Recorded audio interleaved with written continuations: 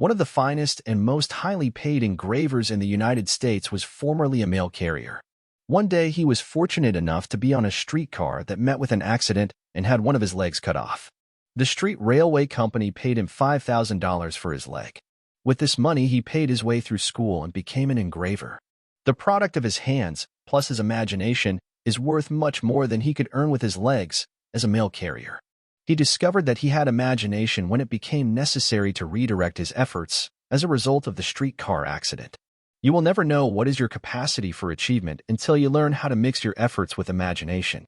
The products of your hands, minus imagination, will yield you but a small return, but those self-same hands, when properly guided by imagination, can be made to earn you all the material wealth you can use. There are two ways in which you can profit by imagination. You can develop this faculty in your own mind, or you can ally yourself with those who have already developed it. Andrew Carnegie did both. He not only made use of his own fertile imagination, but he gathered around him a group of other men who also possessed this essential quality, for his definite purpose in life called for specialists whose imagination ran in numerous directions. In that group of men that constituted Mr. Carnegie's mastermind were men whose imaginations were confined to the field of chemistry. He had other men in the group whose imaginations were confined to finances. He had still others whose imaginations were confined to salesmanship, one of whom was Charles M. Schwab, who was said to have been the most able salesman on Mr. Carnegie's staff. If you feel that your own imagination is inadequate, you should form an alliance with someone whose imagination is sufficiently developed to supply your deficiency. There are various forms of alliance. For example, there is the alliance of marriage and the alliance of a business partnership and the alliance of friendship and the alliance of employer and employee. Not all men have the capacity to serve their own best interests as employers, and those who haven't this capacity may profit by allying themselves with men of imagination who have such capacity. It is said that Mr. Carnegie made more millionaires of his employees than any other employer in the steel business. Among these was Charles M. Schwab, who displayed evidence of the soundest sort of imagination by his good judgment in allying himself with Mr. Carnegie. It is no disgrace to serve in the capacity of employee. To the contrary, it often proves to be the most profitable side of an alliance, since not all men are fitted to assume the responsibility of directing other men. Perhaps there is no field of endeavor in which imagination plays such an important part as it does in salesmanship. The master salesman sees the merits of the goods he sells or the service he is rendering in his own imagination, and if he fails to do so, he will not make the sale. A few years ago, a sale was made which is said to have been the most far-reaching and important sale of its kind ever made. The object of the sale was not merchandise, but the freedom of a man who was confined in the Ohio Penitentiary and the development of a prison reform system that promises a sweeping change in the method of dealing with unfortunate men and women who have become entangled in the meshes of the law. That you may observe just how imagination plays the leading part in salesmanship, I will analyze this sale for you, with due apologies for personal references, which cannot be avoided without destroying much of the value of the illustration. A few years ago, I was invited to speak before the inmates of the Ohio Penitentiary. When I stepped upon the platform, I saw in the audience before me a man whom I had known as a successful businessman more than 10 years previously. That man was B. whose pardon I later secured, and the story of whose release has been spread upon the front page of practically every newspaper in the United States. Perhaps you will recall it. After I had completed my address, I interviewed Mr. B. and found out that he had been sentenced for forgery for a period of 20 years. After he had told me his story, I said, "I will have you out of here in less than 60 days. With a forced smile, he replied, "I admire your spirit but question your judgment. Why, do you know that at least 20 influential men have tried every means at their command to get me released, without success? It can't be done." I suppose it was that last remark, "it can't be done," that challenged me to show him that it could be done. I returned to New York City and requested my wife to pack her trunks and get ready for an indefinite stay in the city of Columbus, where the Ohio Penitentiary is located. I had a definite purpose in mind. That purpose was to get B. out of the Ohio Penitentiary. Not only did I have in mind securing his release, but I intended to do it in such a way that his release would erase from his breast the scarlet letter of convict, and at the same time reflect credit upon all who helped to bring about his release. Not once did I doubt that I would bring about his release, for no salesman can make a sale if he doubts that he can do it. My wife and I returned to Columbus and took up permanent headquarters. The next day, I called on the governor of Ohio and stated the object of my visit in about these words: "Governor, I have come to ask you to release B underscore from the Ohio Penitentiary. I have sound reason for asking his release, and I hope you will give him his freedom at once, but I have come prepared to stay until he is released, no matter how long that may be. During his imprisonment, B has inaugurated a system of correspondence instruction in the Ohio Penitentiary, as you of course know. He has influenced 1729 of the 2,518 prisoners of the Ohio Penitentiary to take up courses of instruction. He has managed to beg sufficient textbooks and lesson materials with which to keep these men at work on their lessons, and has done this without a penny of expense to the state of Ohio. The warden and the chaplain of the penitentiary tell me that he has carefully observed the prison rules. Surely a man who can influence 1729 men to turn their efforts towards self-betterment cannot be a very bad sort of fellow. I have come to ask you to release B underscore because I wish to place him at the head of a prison school that will give the 160,000 inmates of the other penitentiaries of the United States a chance to profit by his influence. I am prepared to assume full responsibility for his conduct after his release. That is my case. But before you give me your answer, I want you to know that I am not unmindful of the fact that your enemies will probably criticize you if you release him. In fact, if you release him, it may cost you many votes if you run for office again. With his fist clenched and his broad jaw set firmly, Governor Vic Donahue of Ohio said, "If that is what you want with B underscore, I will release him if it costs me 5,000 votes. However, before I sign the pardon, I want you to see the Clemency Board and secure its favorable recommendation. I want you also to secure the favorable recommendation of the warden and the chaplain of the Ohio Penitentiary. You know a governor is amenable to the court of public opinion, and these gentlemen are the representatives of that court." The sale had been made, and the whole transaction had required less than 5 minutes. The next day, I returned to the governor's office, accompanied by the chaplain of the Ohio Penitentiary, and notified the governor that the Clemency Board, the warden, and the chaplain all joined in recommending the release. 3 days later, the pardon was signed, and B walked through the big iron gates, a free man. I have cited the details to show you that there was nothing difficult about the transaction. The groundwork for the release had all been prepared before I came upon the scene. B underscore had done that. By his good conduct and the service he had rendered those 1729 prisoners. When he created the world's first prison correspondence school system, he created the key that unlocked the prison doors for himself. Why then had the others who asked for his release failed to secure it? They failed because they used no imagination. Perhaps they asked the governor for B's release on the ground that his parents were prominent people, or on the ground that he was a college graduate and not a bad sort of fellow. They failed to supply the governor of Ohio with a sufficient motive to justify him in granting a pardon, for had this not been so, he would undoubtedly have released B underscore long before I came upon the scene and asked for his release. Before I went to see the governor, I went over all the facts, and in my own imagination I saw myself in the governor's place and made up my mind what sort of a presentation would appeal most strongly to me if I were in reality in his place. When I asked for B's release, I did so in the name of the 160,000 unfortunate men and women inmates of the prisons of the United States who would enjoy the benefits of the correspondence school system that he had created. I said nothing about his prominent parents. I said nothing about my friendship with him during former years. I said nothing about his being a deserving fellow. All these matters might have been used as sound reasons for his release, but they seemed insignificant when compared with the bigger and sounder reason that his release would be of help to 160,000 other people who would feel the influence of his correspondence school system after his release. When the governor of Ohio came to a decision, I doubt not that B underscore was of secondary importance as far as his decision was concerned. The governor no doubt saw a possible benefit, not to B underscore alone, but to 160,000 other men and women who needed the influence that B underscore could supply, if released. And that was imagination. It was also salesmanship. In speaking of the incident after it was over, one of the men who had worked diligently for more than a year in trying to secure B's freedom asked, "How did you do it?" And I replied, "It was the easiest task I ever performed, because most of the work had been done before I took hold of it. In fact, I didn't do it, B underscore did it himself." This man looked at me in bewilderment. He did not see that which I am here trying to make clear, namely, that practically all difficult tasks are easily performed if one approaches them from the right angle. There were two important factors entering B's release. The first was the fact that he had supplied the material for a good case before I took it in charge. And the second was the fact that before I called on the governor of Ohio, I so completely convinced myself that I had a right to ask for B's release that I had no difficulty in presenting my case effectively. Go back to what was stated in the beginning of this lesson on the subject of telepathy and apply it to this case. The governor could tell, long before I had stated my mission, that Slash knew I had a good case. If my brain did not telegraph this thought to his brain, then the look of self-confidence in my eyes and the positive tone of my voice made obvious my belief in the merits of my case. Again, I apologize for these personal references with the explanation that I have used them only because the whole of America was familiar with the B_ case that I have described.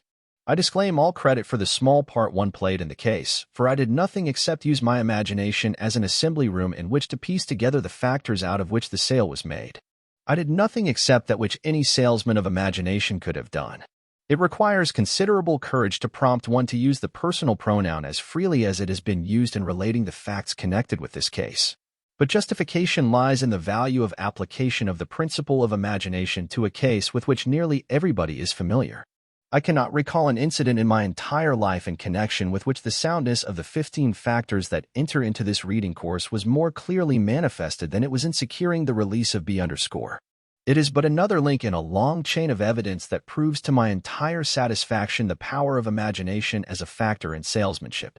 There are endless millions of approaches to every problem, but there is only one best approach. Find this one best approach, and your problem is easily solved. No matter how much merit your goods may have, there are millions of wrong ways in which to offer them.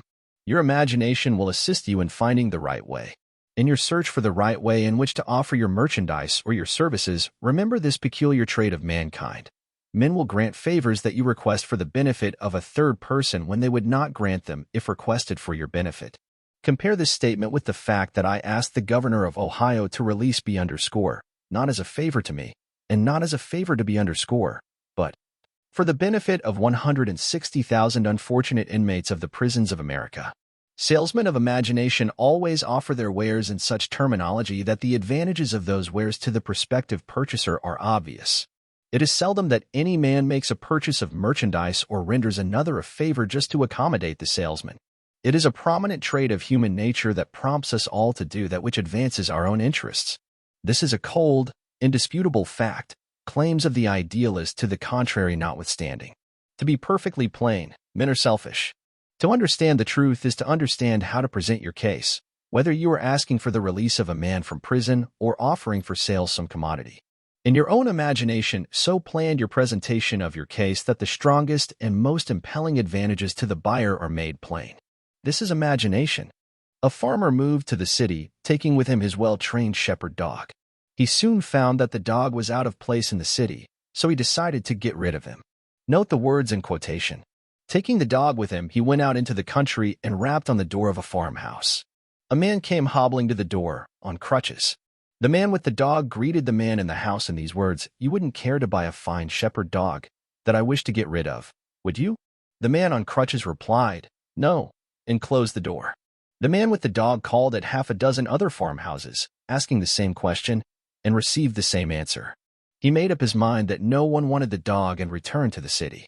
That evening he was telling of his misfortune to a man of imagination. The man heard how the owner of the dog had tried in vain to get rid of him. "Let me dispose of the dog for you," said the man of imagination. The owner was willing. The next morning the man of imagination took the dog out into the country and stopped at the first farmhouse at which the owner of the dog had called the day before. The same old man hobbled out on crutches and answered the knock at the door. The man of imagination greeted him in this fashion. "I see you are all crippled with rheumatism. What you need is a fine dog to run errands for you. I have a dog here that has been trained to bring home the cows, drive away wild animals, herd the sheep, and perform other useful services. You may have this dog for $100. "All right," said the crippled man. "I'll take him." That, too, was imagination.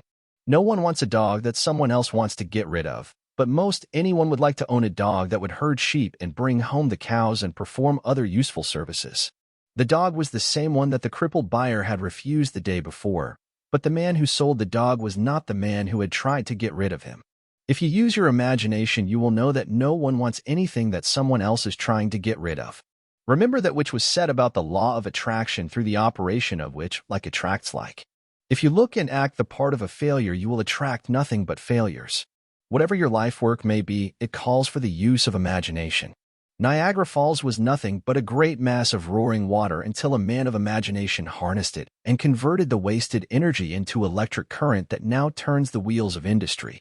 Before this man of imagination came along, millions of people had seen and heard those roaring falls, but lacked the imagination to harness them. The first Rotary Club of the world was born in the fertile imagination of Paul Harris of Chicago, who saw in this child of his brain an effective means of cultivating prospective clients and the extension of his law practice. The ethics of the legal profession forbid advertising in the usual way, but Paul Harris's imagination found a way to extend his law practice without advertising in the usual way.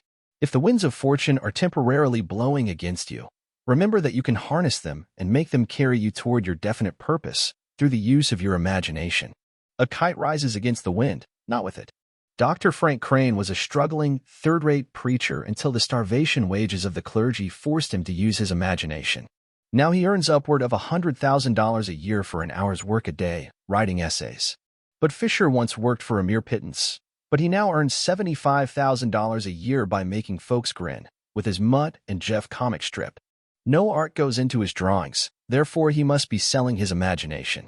Woolworth was a poorly paid clerk in a retail store, poorly paid, perhaps, because he had not yet found out that he had imagination. Before he died, he built the tallest office building in the world and girdled the United States with 5- and 10-cent stores through the use of his imagination. You will observe, by analyzing these illustrations, that a close study of human nature played an important part in the achievements mentioned. To make profitable use of your imagination, you must make it give you a keen insight into the motives that cause men to do or refrain from doing a given act. If your imagination leads you to understand how quickly people grant your requests when those requests appeal to their self-interest, you can have practically anything you go after. I saw my wife make a very clever sale to our baby not long ago. The baby was pounding the top of our mahogany library table with a spoon. When my wife reached for the spoon, the baby refused to give it up, but being a woman of imagination, she offered the baby a nice stick of red candy. He dropped the spoon immediately and centered his attention on the more desirable object. That was imagination. It was also salesmanship. She won her point without using force. I was riding in an automobile with a friend who was driving beyond the speed limit. An officer rode up on a motorcycle and told my friend he was under arrest for speeding. The friend smiled pleasantly at the officer and said, "I'm sorry to have brought you out in all this rain, but I wanted to make the 10 o'clock train with my friend here, and I was hitting it up around 35 miles an hour." "No, you were only going 28 miles an hour," replied the officer. "And as long as you are so nice about it, I will let you off this time if you will watch yourself hereafter." And that, too, was imagination. Even a traffic cop will listen to reason when approached in the right manner. But woe unto the motorist who tries to bully the cop into believing his speedometer was not registering properly. There is one form of imagination against which I would caution you. It is the brand which prompts some people to imagine that they can get something for nothing, or that they can force themselves ahead in the world without observing the rights of others. There are more than 160,000 prisoners in the penal institutions of the United States, practically every one of whom is in prison because he imagined he could play the game of life without observing the rights of his fellow men. There is a man in the Ohio Penitentiary who has served more than 35 years of time for forgery, and the largest amount he ever got from his misapplication of imagination was $12. There are a few people who direct their imaginations in the vain attempt to work out a way to show what happens when an immovable body comes in contact with an irresistible force, but these types belong in the psychopathic hospitals. There is also another form of misapplied imagination, namely that of the young boy or girl who knows more about life than his or her dad. But this form is subject to modification with time. My own boys have taught me many things that my dad tried, in vain, to teach me when I was their age. Time and imagination, which is often but the product of time, teach us many things, but nothing of more importance than this, that all men are much alike in many ways. If you would know what your customer is thinking, Mr. Salesman, study yourself and find out what you would be thinking if you were in your customer's place. Study yourself, find out what are the motives which actuate you in the performance of certain deeds and cause you to refrain from performing other deeds, and you will have gone far toward perfecting yourself in the accurate use of imagination. The detective's biggest asset is imagination. The first question he asks, when called in to solve a crime, is, what was the motive? If he can find out the motive, he can usually find the perpetrator of the crime. A man who had lost a horse posted a reward of $5 for its return. Several days later, a boy who was supposed to have been weak-minded came leading the horse home and claimed the reward. The owner was curious to know how the boy found the horse. "How did you ever think where to look for the horse?" he asked, and the boy replied, "Well, I just thought where I would have gone if I had been a horse and went there." And he had. Not so bad for a weak-minded fellow. Some who are not accused of being weak-minded go all the way through life without displaying as much evidence of imagination as did this boy. If you want to know what the other fellow will do, use your imagination, put yourself in his place, and find out what you would have done. That's imagination. Every person should be somewhat of a dreamer. Every business needs the dreamer. Every industry and every profession needs him. But the dreamer must be, also, a doer, or else he must form an alliance with someone who can and does translate dreams into reality. The greatest nation upon the face of this earth was conceived, born and nurtured through the early days of its childhood, as the result of imagination in the minds of men who combined dreams with action. Your mind is capable of creating many new and useful combinations of old ideas, but the most important thing it can create is a definite chief aim that will give you that which you most desire. Your definite chief aim can be speedily translated into reality after you have fashioned it in the cradle of your imagination. If you have faithfully followed the instructions set down for your guidance in Lesson 2, you are now well on the road toward success, because you know what it is that you want, and you have a plan for getting that which you want. The battle for the achievement of success is half won when one knows definitely what is wanted. The battle is all over except the shouting, when one knows what is wanted and has made up his mind to get it, whatever the price may be. The selection of a definite chief aim calls for the use of both imagination and decision. The power of decision grows with use. Prompt decision in forcing the imagination to create a definite chief aim renders more powerful the capacity to reach decisions in other matters. Adversities and temporary defeat are generally blessings in disguise, for the reason that they force one to use both imagination and decision. This is why a man usually makes a better fight when his back is to the wall and he knows there is no retreat.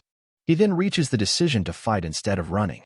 The imagination is never quite so active as it is when one faces some emergency calling for quick and definite decision and action.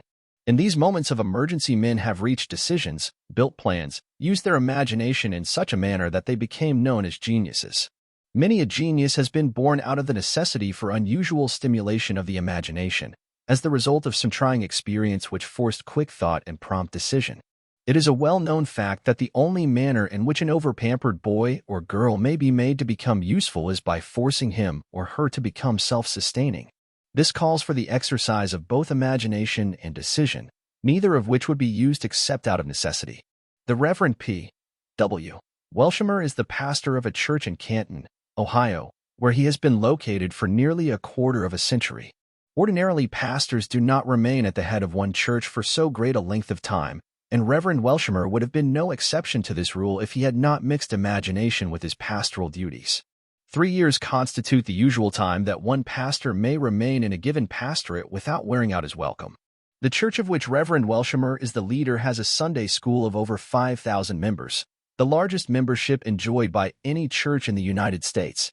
No pastor could have remained at the head of one church for a quarter of a century with the full consent of his followers and have built up a Sunday school of this size, without employing the laws of initiative and leadership, a definite chief aim, self-confidence, and imagination. The author of this course made it his business to study the methods employed by Reverend Welshamer, and they are here described for the benefit of the students of this philosophy. It is a well-known fact that church factions, jealousy, etc., often lead to disagreements which make a change in leaders essential.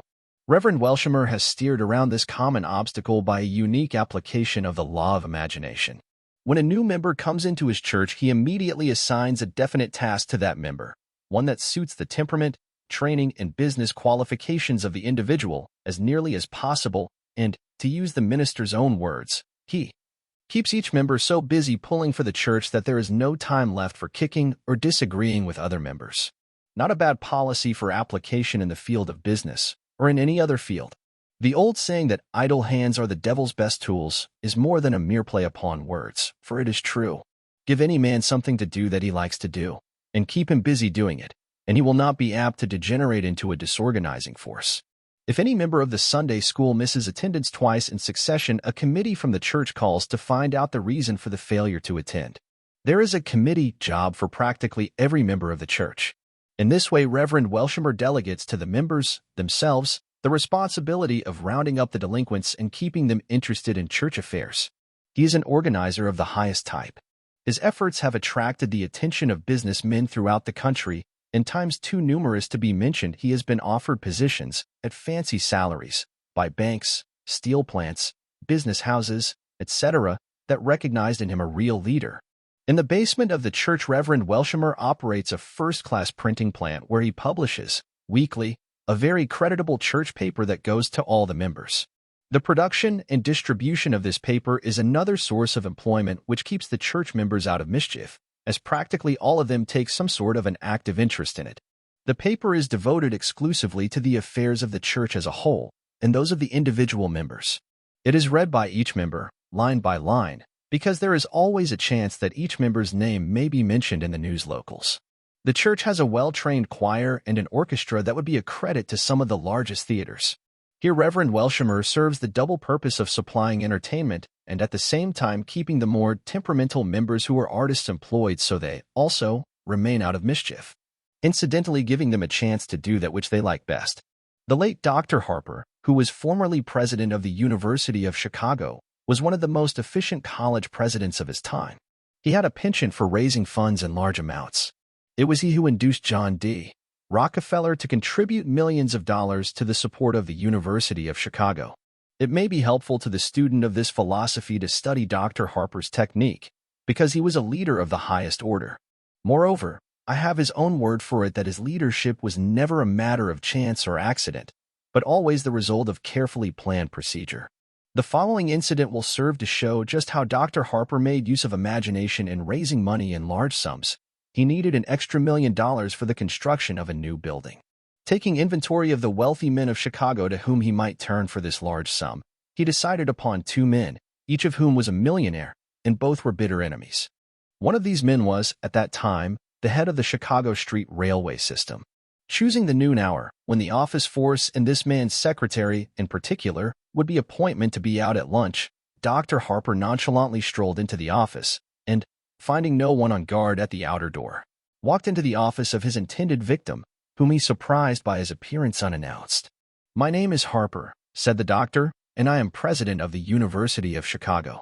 Pardon my intrusion, but I found no one in the outer office, which was no mere accident, so I took the liberty of walking on in. I have thought of you and your street railway system many times. You have built up a wonderful system, and I understand that you have made lots of money for your efforts. I never think of you, however, without its occurring to me that one of these days you will be passing out into the great unknown, and after you are gone there will be nothing left as a monument to your name, because others will take over your money. And money has a way of losing its identity very quickly, as soon as it changes hands. I have often thought of offering you the opportunity to perpetuate your name by permitting you to build a new hall out on the university grounds, and naming it after you. I would have offered you this opportunity long ago had it not been for the fact that one of the members of our board wishes the honor to go to Mr. X _, the streetcar head's enemy. Personally, however, I have always favored you and I still favor you, and if I have your permission to do so, I am going to try to swing the opposition over to you. I have not come to ask for any decision today, however, as I was just passing and thought it a good time to drop in and meet you. Think the matter over, and if you wish to talk to me about it again, telephone me at your leisure. Good day, sir. I am happy to have had this opportunity of meeting you." With this, he bowed himself out without giving the head of the streetcar company a chance to say either yes or no. In fact, the streetcar man had very little chance to do any talking. Dr. Harper did the talking. That was as he planned it to be. He went into the office merely to plant the seed, believing that it would germinate and spring into life in due time. His belief was not without foundation. He had hardly returned to his office at the university when the telephone rang. The streetcar man was on the other end of the wire.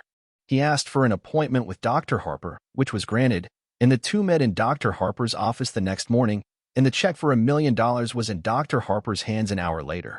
Despite the fact that Dr. Harper was a small, rather insignificant-looking man, it was said of him that he had a way about him that enabled him to get everything he went after. And as to this way that he was reputed to have had, what was it? It was nothing more nor less than his understanding of the power of imagination. Suppose he had gone to the office of the streetcar head and asked for an appointment. Sufficient time would have elapsed between the time he called and the time when he would have actually seen his man, to have enabled the latter to anticipate the reason for his call and also to formulate a good, logical excuse for saying no. Suppose, again, he had opened his interview with the streetcar man something like this: "The university is badly in need of funds, and I have come to you to ask your help. You have made lots of money, and you owe something to the community in which you have made it." Which, perhaps, was true. "If you will give us $1 million, we will place your name on a new hall that we wish to build." What might have been the result? In the first place, there would have been no motive suggested that was sufficiently appealing to sway the mind of the streetcar man. While it may have been true that he owed something to the community from which he had made a fortune, he probably would not have admitted that fact. In the second place, he would have enjoyed the position of being on the offensive instead of the defensive side of the proposal. But Dr. Harper, shrewd in the use of imagination as he was, provided for just such contingencies by the way he stated his case. First, he placed the streetcar man on the defensive by informing him that it was not certain that he, Dr. Harper, could get the permission of his board to accept the money and name the hall after the streetcar man. In the second place, he intensified the desire of the streetcar man to have his name on that building because of the thought that his enemy and competitor might get the honor if it got away from him. Moreover, and this was no accident either, Dr. Harper had made a powerful appeal to one of the most common of all human weaknesses by showing this streetcar man how to perpetuate his own name, all of which required a practical application of the law of imagination. Dr. Harper was a master salesman. When he asked men for money, he always paved the way for success by planting in the mind of the man of whom he asked it a good sound reason why the money should be given, a reason which emphasized some advantage accruing to the man as the result of the gift. Often this would take on the form of a business advantage. Again, it would take on the nature of an appeal to that part of man's nature which prompts him to wish to perpetuate his name, so it will live after him. But, always, the request for money was carried out according to a plan that had been carefully thought out, embellished, and smoothed down with the use of imagination.